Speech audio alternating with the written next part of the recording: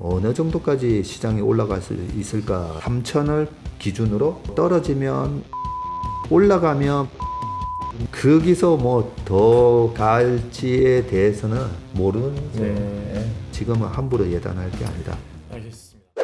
네, 시청자 여러분 안녕하십니까? 시청자분들이 가장 보고 싶어 하시는 분이죠. 우리 박세익 채슬리 투자자문 전무 대표님. 네, 그렇습니다. 최근에 창업을 하셨거든요. 그래서 전무이자 대표님이 되시겠습니다. 환영합니다. 전무님. 네. 반갑습니다. 네. 그 정정 하나 해드리면요. 아, 예. 아직까지 투자 자문이라는 명칭을 못 씁니다. 아, 그래요? 예, 네. 라이센스를 받아야 되기 네네네. 때문에요. 그래서 정식 명칭은 채슬리 자문 주식회사입니다. 채슬리 아직까지. 자문. 네. 네. 투자가 들어가면 안 되는군요. 네. 자문. 아, 알겠습니다. 그래서 나중에 금융위원회로부터 네. 투자 자문 인가를 받게 되면 그때부터 투자 자문이라는 네. 이름을 쓸 수가 있습니다. 알겠습니다. 지금 준비하시고 있는 책도 조만간 나온다고 들었어요. 아, 언제 예. 나옵니까? 새 원고 수정한 걸 오늘 새벽 4시 반에 네. 또 넘겨가지고요. 8월 중순 나올 것 같습니다. 단연 올해 최고의 베스트셀러가 되지 않을까 조심스럽게 예측해 봅니다. 네. 책 나중에 나오면 갖다 드리겠습니다. 네, 열심히 또 참고하겠습니다. 네. 자, 이제 본격적인 질문 가보겠습니다, 여러분. 지금 금리 얘기를 안 할 수가 없을 것 같은데요. 한국은행 이총재께서도 언급을 하셨고 미국에서도 연일 경고장이 나오고 있습니다. 근데 금리가 상승하면 가치주가 오른다 이런 게 약간 속설처럼 되어 있죠. 그래서 일단 이 질문부터 가겠습니다. 이제 금리 오르는 국면에 진짜 가치주가 오르게 되나, 성장주는 좀 떨어지게 되나, 어떤 랠리가 시작이 되나 궁금합니다. 네. 우리가 항상 금리가 올라가면 왜 가치주가 강하고 최근에 이제 금리가 또 빠지니까 또 성장주가 또 올라오고 그죠? 네. 이제 메커니즘에 대해서 좀 이해를 하고 있어야 이제 앞으로 10년, 20년, 30년 동안에 주식을 하실 때 이럴 때는 가치 주고 이럴 때는 성장 주고 이런 이제 명확한 빠른 판단을 이제 내리실 수 있기 때문에 네. 작년 같은 경우에는 금리가 0.5까지 미국 10년물 기준으로요. 빠졌다가 지금 거의 1.7까지 올라오는 동안에 성장주랑 가치주랑 어떻게 보면 다 올라왔어요. 네. 그렇죠. 다 올라왔습니다. 물론 작년에 아직까지 코로나의 2차 팬데믹이 어느 정도 경제적 데미지를 줄지 모르는 상황에서는 작년 9월까지는 성장주 주도의 장이었었고요. 보니까 이번에 크게 영향을 안 주네? 예, 이런 걸 이제 사람들이 인식을 하면서 그 이후로 또 엄청난 이 재화에 대한 소비가 일어났잖아요. 예, 나가지를 못하다 보니까 노트북도 사고 네. 이것저것 그런 거를 막 사다 보니까 그런 거를 제조를 많이 하는 나라가 중국이나 우리나라를 비롯해서 제조 강국들의 그런 제품들이 소비가 되고 그 소비는 미국에서 페드가 뿌려준 그 돈을 2조 달러, 3조 달러 되는 그 엄청난 돈을 받은 재난지원금을 가지고 나가서 쓰고 싶은데 나가지를 못하고 있는 거니까 그렇게 이제 주문을 하다 보니까 물동량도 늘어나고 물동량도 막 늘어나다 보니까 배가 모자라게 되고 그런 상황에서 이제 제품을 만드는 화학 제품 가격부터 이제 올라가고 그걸 실어 날라야 되는 그런 벌크선부터 컨테이너선까지 그러면서 이제 BDI도 올라가고 BCI도 올라가고 여러 가지 그런 식으로 가치주 영역에 있었던 경기 민감주들의 상승까지 작년 하반기부터 올 초까지 그렇게 이제 올랐던 거죠.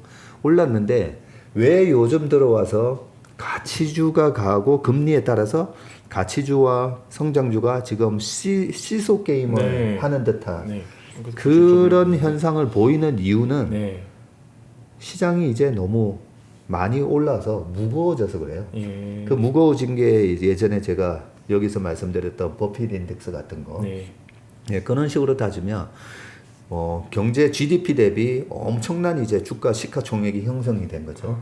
형성이 되다 보니까 모두 성장주, 가치주가 다 디스카운트 돼서 거래되는 시점에서는 이 두 가지가 거의 이제 동시에 막 올라왔었다면 지금 우리나라 지수 3,300, 미국 S&P 500 기준으로 4,200에서 4,300 기준에서는 이 성장주와 가치주가 동시에 오르기에는 시총이 너무 무거운 거죠. 네. 예, 그렇기 때문에 지금은 금리가 내려가고 올라가는 것에 따라서 막 시소 게임하는 예. 그런 현상을 보이고 있다라고 보시면 되는데, 그러면 여기서 그렇게 그래서 금리가 뭐 계속 올라가면, 금리가 계속 올라간다는 말은 결국은 기대 인플레이션이 계속 지속이 되고 더 높아질 거다라고 보는 네. 거고, 기대 인플레이션에 가장 영향을 많이 미치는 거는 CPI 소비자 물가 지수고, 그죠?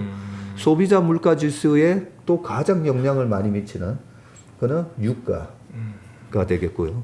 유가는 뭐 최근에 그 뭐 70불까지 넘어서면서 유가를 비롯해서 웬만한 그런 커머디티 가격이 다 올라가다 보니까 소비자 물가 지수가 오를 수밖에 없고, 거기에 이제 공급자 물가 지수인 PPI까지 영향을 뭐 미치는 그 현상까지도 나타나는데, 그렇게 계속 소비가 이루어지면서 이런 커머디티에 대한 수요가 계속 유지가 된다라고 생각하면 금리는 계속 오를 거거든요. 그래서 제가 최근에 미국 10년물 국채 금리 동향을 굉장히 유심히 보고 있습니다. 네. 그 경제 예측은 저나 페드나 뭐 어떤 IMF, 월드뱅크의 경제 전망 자료 제가 다 소용없다 했잖아요. 10년물 국채 금리가 제일 잘 가르쳐 줍니다. 모든 걸 이제 총합된 네. 지표인가요? 그러면 우리가 금리 가지고 지난번에도 왔을 때 이게 2%냐 뭐 가면 금리 때문에 시장이 망가지지 않느냐 뭐 이런 얘기를 했다가 의외로 1.5까지 또 빠져버리잖아요. 그죠? 네. 그런 현상이 2010년, 11년도에도 뭐 비슷한 현상이 일어나긴 했었는데, 그래서 10년물 국채 금리의 동향을 보면 지금과 같은 이런 핫한 물가 상승과 커머디티 가격 상승이 이제 좀 꺾이겠구나라는 힌트를 얻어요, 제가.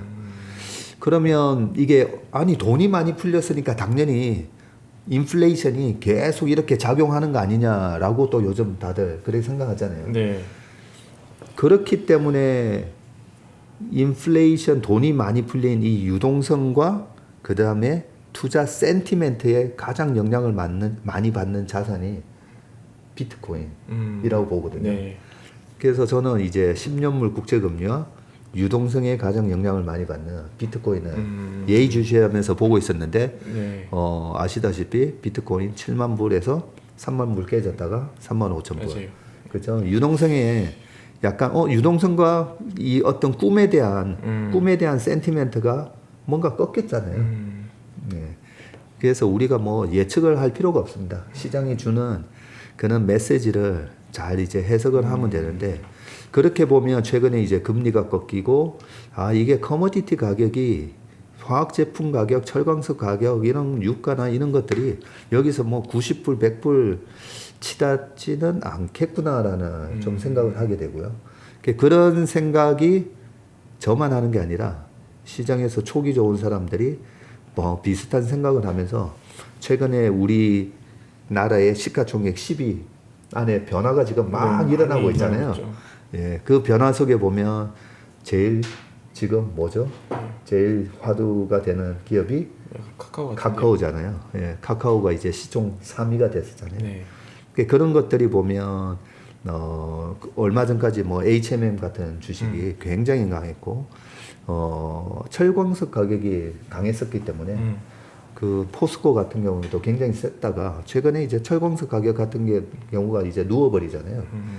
그런 속에서 지금 다시 플랫폼 기업이라든지 그런 고성장주로 이렇게 매기가 옮겨가는 그런 모습들이 보면, 이런 금리와 물가와 이런 것들이 총체적으로 다 해석을 하면서 시장이 빠르게 이제 반영을 하고 있다라는 그런 느낌을 받습니다. 그래서 뭐 지금 이 상황에서는 아까 비트코인이라든지 그런 가격이 뭐 절반으로 꺾어진 상황에서 철광석 가격이라든지 이런 것도 약간 주춤하는 상황에서, 또 하나가 지금까지는 재난지원금을 받아서 개인들이 노트북도 사고 홈디포 주가가 되게 많이 올라갔었잖아요. 아 그럴까요? 네, 홈디포 주가 같은 게 많이 올라갔던 게 집에 있는 걸 막 이렇게 네, 집에서 답답해서 그냥 바꾼 답답하니까 거군요. 네. 집안에 있는 거 막 고치렸던 예, 거죠. 예. 온라인으로 주문해가지고 그랬던 것들이 이제는 하반기 내년 들어가서 이제는 나가서 노는 걸로 바뀌면 그런 재화에 대한 소비가 아무래도 좀 둔화되고 그런 것들이 또 커머디티 가격에 영향을 미칠 거고 커머디티라든지 이런 화학 제품이라든지 이런 로우 머티리얼에 영향을 미치면 아무래도 지금 가치 영역에서 올라오던 이 시클리컬 기업들이 조금은 주춤할 수 있다. 뭐 이런 생각인데 이런 얘기를 최근에 그 하이투자증권의 조익재 연구원이 네, 센터장을 하셨던 분이죠. 네, 조익재 센터장님이 지금은 이제 고태봉 센터장으로 바뀌어서 예. 그분 리포트에도 거의 비슷한 내용의 그런 자료가 최근에 올라와서 제가 굉장히 공감을 하면서 읽었던 기억이 있습니다. 이게 그러니까 질문은 금리 상승을 전제로 한 질문이었는데 쭉 그 전무님 설명을 들어보니까 시장이 그렇게 강한 금리 상승을 베팅하고 있지 않다 이렇게 그렇죠. 들리네요. 네. 맞습니다. 네, 알겠습니다. 그래서 이제 연관 질문인데요. 뭐 가장 궁금해하실 질문이죠. 이게 참 질문하면서 좀 죄송하기도 한데 뭐 예언가도 아니고 말이죠. 하여튼 3,300을 넘어서 지금 최고치를 또 찍었는데요. 그러면 이제 전무님이 내심 갖고 계신 이 정도까지는 갈 수 있겠다의 지표상으로 이 코스피가 얼마나 왔는지 궁금합니다. 작년에 올해 7월까지는 괜찮다고 말씀드렸던 이유가 베이스 이펙트 그죠? 네, 기저 효과 때문에 작년 7월까지 우리가 생각해 보면 작년 7월 달에 7월 위기설 뭐 이런 거 되게 많았었잖아요. 네. 다시 빠진다고. 그 정도로 경제 상황이 안 좋았었어요. 예, 코로나의 첫 뭐 락다운 조치로 엄청나게 이제 크게 쇼크를 받았던 게 3, 4, 5월 달이었다면 6, 7월 달은 어떤 지진이 한번 큰 지진이 한번 왔고 그 다음에 여진이 막 계속 오면서 사람들이 막 두려워하는 네. 그런 게 거의 뭐 7월 달까지가 계속 지속됐던 부분이었기 때문에 베이스 이펙트로 보면 YOY 작년 전년 동기 대비 작년 전월 대비라고 보면 올해 7월까지는 그런 베이스 이펙트가 있었기 때문에 올해 7월까지는 시장이 좀 강할 거다라는 얘기를 이제 작년에 여기서 했었는데요. 그런 부분에 있어서 지금 올해 어느 정도까지 시장이 올라갈 수 있을까라는 부분을 제가 3천을 기준으로 플러스 15% 마이너스 5%. 왜냐하면 작년보다 올해 이익의 증가율이 굉장히 크기 때문에 올해 3천을 기준으로 떨어지면 5%. 그러면 3, 5, 15니까 2,850. 네. 올해 이제 3월 달에 2,920 정도까지 빠졌었잖아요. 예. 그리고 올라가면 플러스 15%면 3,450이잖아요. 그래서 지금 이제 뭐 3,300을 이제 돌파하고 있는 상황에서 뭐 위로도 언제든지 뭐 150포인트 정도는 여유는 있는데 거기서 뭐 더 갈지에 대해서는 모르죠. 네. 예. 그거는 뭐 제가 여기서 이번에 3,500, 600 정도는 갈 것 같습니다. 갈 수도 있고 안 갈 수도 네. 있기 때문에 그거는 모르고요. 모르는데 어제 제가 이 강북 쪽에 되게 주식의 고수를 한 분 만났어요. 예. 개인 투자자세요? 아니요, 제도권에 있는 증권사에 그렇군요. 계시는 분이신데 굉장히 노련한 분이신데 어제 만났더니 역시 주식의 고수는 제가 1시간 거의 2시간을 만났는데 거의 1시간 40분 주식 얘기를 네. 막 하실 정도로 주식을 굉장히 좋아하시는 분이세요. 근데 이분은 처음 만나 뵀는데 2시간 동안 얘기를 들으면서 경청을 하면서 역시 고수시구나 라는 느낌을 받았던 게 지금 여기서 언제 꺾어지고 이런 거는 모르는데 왜 그분은 시장을 신경을 안 쓰면서도 어제 같이 점심을 먹는데 그분 사무실에서 도시락을 시켜 먹었어요. 네. 그분은 점심 먹으러 안 나가시는 거예요. 돌아가니까요, 장이. 네. 그 시장을 계속 와칭하면서 시장이 이거 이상하네 할 때 때리기 위해서 도시락을 시켜서 장중에 그냥 드시는 거예요. 반대로 말하면 언제 때릴지 모를 정도로 임박하다고 볼 수 있겠네요. 그런데 떠나지 뭐 않는 365일 그분은 휴가도 안 가고 아, 그래요? 그렇게 원래 그런 거군요. 하는 분이시라고 했기 때문에 지금 임박했기 때문에 그동안은 점심 드시러 나가다가 그러니까 지금 좀 안 가는 게 맞죠. 아니라 아니에요. 그게 아니라 원래 그런 분이에요. 원래 이야. 시장을 계속 와칭을 하고 예. 본인이 좋아하는 종목이 어떤 흐름을 보이는지 그런데 그 제가 아는 슈퍼개미 뭐 3천억 이상 번 그런 슈퍼개미도 점심 때 안 나가요. 근데 안 나가는 이유가 제가 항상 시장한테 겸손하라 그러잖아요. 그분들은 시장이 주는 메시지를 놓칠까봐 계속 이제 시장을 와칭하는 네, 거거든요. 뭐 매매를 계속 뭐 단타치기 매매 하시는 분들이 아니에요. 그럼에도 불구하고 시장을 와칭을 하는 이유가 시장이 주는 어떤 약간 이상 시그널을 누구보다도 좀 빨리 캐치하기 위해서 자리를 지킨다라고 얘기를 하시면서 과거 사례를 얘기해 주는 거예요. 네. 그게 2011년도 8월 달에 미국 신용등급 강등이 있었을 때 그 강등이 있었던 그 8월 2일 날 이분이 하는 얘기가 아침에 미국의 부채 한도 상향 조정이 합의를 했다라는 그 뉴스가 딱 나왔는데 아침에 시장이 떠서 시작을 해야 되는데 마이너스로 시작을 했다는 거죠. 마이너스로 시작하고 이 시장의 하락폭이 점심시간이 됐는데도 반등이 뭐 안 들어오고 계속 질질질질 흘러내려가는 걸 네. 보면서 그 첫 날 하락에 주식을 다 때렸다고 그러더라고요. 그분도 이제 고객 자산을 운영하는 분이라서 몇천억 정도를 운영하시는 예. 분인데 그날 첫날에 다 때렸다는 얘기를 와. 하세요. 그래서 제가 이 말씀을 드리는 이유가 시장이 이제 3,300에서 이게 3,400이 갈지 3,600이 갈지는 우리가 그걸 예단을 하면 지금은 제가 작년에는 자신감을 가지시라고 네. 3,000원 가는 장이니까 2,200이 됐던 뭐 1,800이 됐던 2,400이 됐던 3,000이 가는 장이니까 그래서 자신감을 갖고 우리가 주식을 좀 꾹 쥐고 가자는 의미로 말씀을 드렸는데 지금 이 지수대에서는 언제든지 이런 고수들은 시장에서 이상 시그널이 나오면 때리고 나온다는 거죠. 그걸 때리고 나오기 위해서 그렇게 점심도 안 먹으면서 점심을 이제 자리에서 네네네, 드시면서 드시면서. 시장을 계속 와칭을 하고 있다라는 네. 그 말씀을 드리는 겁니다. 알겠습니다. 네, 그래서 그걸 갖다가 우리가 시장을 예단하고 있잖아요. 네. 예단하고 있으면 어떤 일이 발생하냐면 나중에 만약에 지금 이게 3,310이 고점이었다 치자고요. 내가 3,350 딱 되면 펀드도 환매하고 주식을 팔라고 했는데 네. 그 40포인트가 안 가서 내가 못 팔았다. 이렇게 얘기를 하게 돼요. 네. 그래서 지금은 저 스스로도 바닥에서도 마찬가지고 뭐 고점에서도 고점이 이런 변곡점이 어느 정도 임박했다라고 생각하면 이 시장을 예단하기보다는 그 시장이 주는 메시지. 조정을 받아야 되는데 조정을 안 받잖아요. 그러면 또 시장이 세네, 강하네 하면서 계속 끌고 가면 되는 거예요.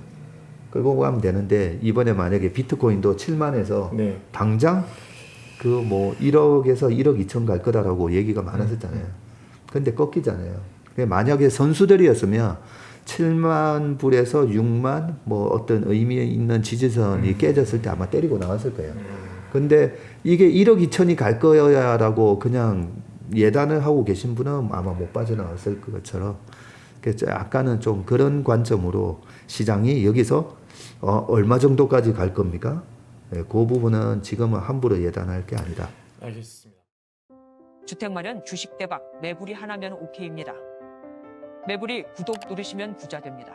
좋아요 누르시면 더 부자 됩니다.